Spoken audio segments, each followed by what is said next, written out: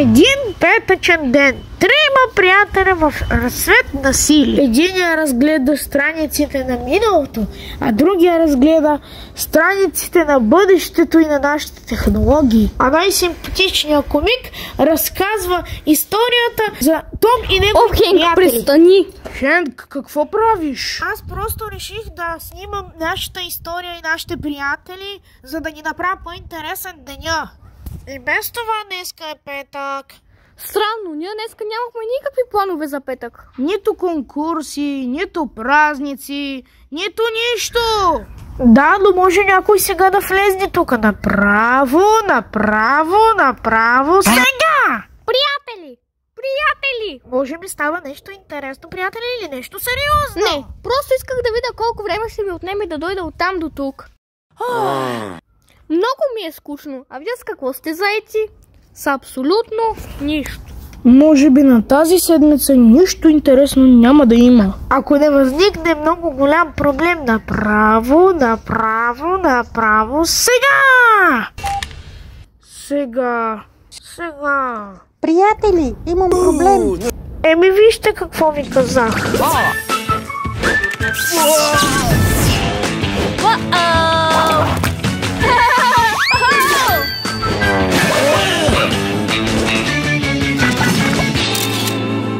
Тези дни има много важен концерт в Лас Вегас, но някой трябва да отиде в къщи, защото очаквам пратка.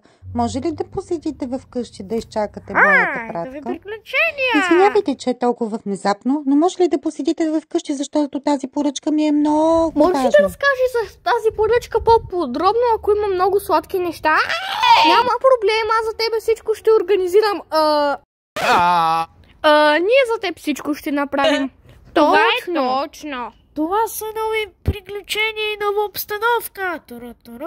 И моля ви се, не правете глупости, когато дойдете в моя апартамент. И запомнете, не отваряйте поръчката. Спокойно, пред мен всичко е с контрол. Не знам дали е тайна или не е тайна, но може ли да ми кажеш къде е твой концерт, за да може да дойде да се свържа с твоя менеджер и да го питам да ми даде картичката ти? Бен е най-добрият комик на всички светове. Стоп! А защо не е просто на света? Това щеше да звучи само като за планетата Земя. Ти имаше предвид за планетата Земя, но ти каза за света. Нали правилно имаш предвид? Възможно. Това къде е? Сатурн. Колко човека гласуваха? Един човек. Ние вече се разсейваме от темата. Трябва да отиваме на Анджела в къщата. О, Бен, благодаря, че ми напомни, но аз трябва да тръгвам, хора, и моля ви, не ми разтурвайте апартамента. Добре, с кое ще започнем? Не мога да повярвам, че Анджела ми довери целия си апартамент на мен. А може би това е тест за всичко това. Не мога да повярвам, че имам късмет за някой чужд живот и управлявам съдбата. И най-накрая приятелите се оказаха в апартамента на Анджела. Хенк, пак ли започна със своето? Ох, извинявай. И това го каза Хенк със своето извиняване. Ние дойдехме тук само за едно нещо, хора. И то трябва да просто да чакаме търпеливо пратката на Анджела. И трябва да си повторим правилата. Първо, нищо да не бараме. Второ, Том, всички знаем какво трябва да направим. Да, добра мисъл. Да седим и да гледаме телевизор и търпеливо да чакаме пратката. Скучно. Виждал съм го. Това вече не съм го виждал. Аз съм го виждал и е скучно. Добре, търсете си сами. Аз пък ужасно съм гладен и искам да ям. О, да, това е финал на Костенурките нинджа. За жалост ще трябва да пропуснем Костенурките нинджата сега, защото банановия гонния бандит отново е избягал от затвора и е тръгнал да граби магазините. Той може да ви е приятел. Приятелка. И може да е срещу вас. Затова, моля, пазете се и го проверявайте. И бандитът взе всички плодове и зеленчуци, които бяха там. Момчета! И сега имаме работа. Той може да е роднина и от част от семейството. Той може да превземе целия град и той стане голяма оранжерея. Намерих. Той остава големи за втори следи, път тъй да че се изчакаш, пазете. спри се. Той може да остава големи следи по целия град. Ако стане нещо, предавайте по телефон 911, а ние продължаваме Костенурките нинджа. Момчета, тук нещо сериозно намери. Бе, какво може да бъде толкова сериозно? Хенк ахна. Спокойно, няма да бързаме с изводите. Може би това е просто едно голямо съвпадение. Ти си прав, Том. Уверен съм, че това не е толкова лесно. Кого лъжим, бебен? Всички знаем, че Анджел е банано-ягодовия бандит. Да, но поне ние не правим изводи. Не трябваше да седим и да чакаме пратката. Ужас, представете си, ако Анджел е банано-ягодовия бандит и ние й помагаме. Тоест ние сме съучастници и ние сме бъдем. Спокойно, трябва да разсъждаваме логически. И в този момент Бен каза да разсъждаваме логически. Ей, Хенк, какво ти правиш? Ако ме арестуват... Никой няма да ме арестува. Мен няма как да ме арестуват, защото още съм малък.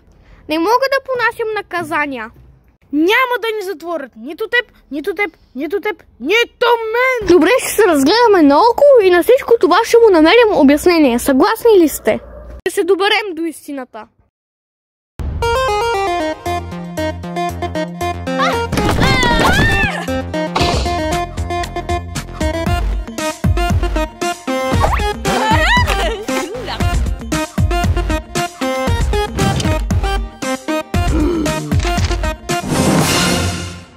И къде ще се опитвате да бягате от закона? Аз мисля, че в Куба.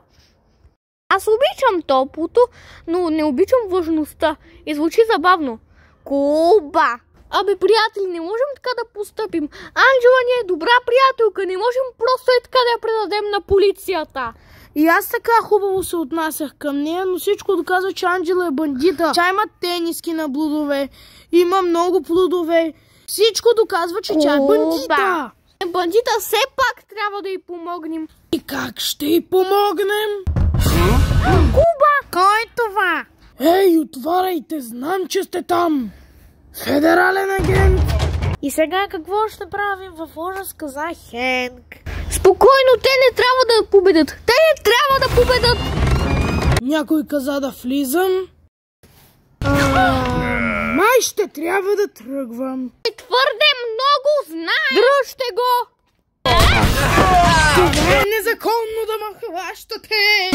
Без приятелите не може, те винаги ти помагат. Зиме и лете с тебе, край проблемите без тях винаги е трудно. Приятели, аз се прибрах. Давай, трябва да унищожим всички улики, давай! Давай! Анджела, здравей, какво правиш? Какво се случва тук? Ами, Куба? Какво правите? Защо всичко унищожавате? Вижте в какво се вмазахте. Не го слушай, Анджела, той е федерален агент, дойде да те арестува. Куриерска служба. За мен, какъв федерален агент? Нищо не разбирам. Спокойно, Анджела, ние искаме да те спасим. Това съм аз, твоя приятел Том. Аз съм лошото ченге. Още мога ли да те наричам Анджела? Разбира се. Анджела, ние тук намерихме доста доказателства. Какво? Вие барахте моите вещи? Ние изследвахме твоите неща, Анджела, или да те наричам банано-ягодовата банджела. Нищо не съм крала. Всички тези вещи са мои. Анджела, света не е направен така, че крадените вещи да са твои. Разбирам те много добре. Ти не можеш да вземеш да откраднеш всичко, ти да не си банка. Спокойно, Анджела, никой тук не е банка. Ние сме тук просто да ти помогнем. Но за тази цел и ти трябва на нас да ни помогнеш. Том, не можех да очаквам такова нещо от теб. Как можахте да си помисля, че аз съм бандитка? Добре, ще ви разкажа всичко. Слушайте сега. Аз просто създадох моя линия за блендери и исках да направя много смутита. А тениските? А това е моята линия "Открадни плодчетата". Ето ги тези адреси. По тези адреси купувам нужните стоки. Ясно вече защо. А това, което показват по телевизора? Казало се, че банано-ягодовия бандит е била жена по име Аругала, която е крадяла плодове и зеленчуци от всички магазини. източниците разказват, че тя е крадяла, защото има Моля, какво? недостатъчно светобилки и Колко други били вещества. направихте, момчета. Затова тя е получава. Да, разбирам, Анджела, ние сме много виновни. Това е Том, аз не съм виновен, просто Хайде много сега исках да в помислим клуба. как всичко да оправим. Какво да направим? Вие ми разгромихте апартамента и най-гадното, задържахте куриера. Почтова служба. Няма нищо, Анджела. След 2 седмици всичко ще се оправи. Така завърши Хенк с неговата история за Том и неговите приятели на български.